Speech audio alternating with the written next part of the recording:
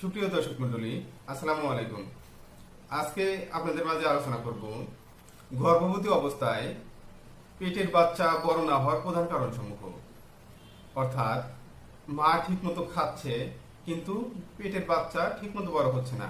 এই অবস্থাকে বলা হয় আইইউজিআর বা ইন্ট্রা ইউটেরাইন গ্রোথ রিটার্ডেশন। আমরা জানি যে মায়ের পেটের মধ্যে বাচ্চা যদি সঠিকভাবে পুষ্টি না পায় সেক্ষেত্রে কিন্তু আপনার এই আইইউজিআরটা হয়। এখন কথা হলো কি কি কারণে পুষ্টিটা ঘাটতি হতে পারে।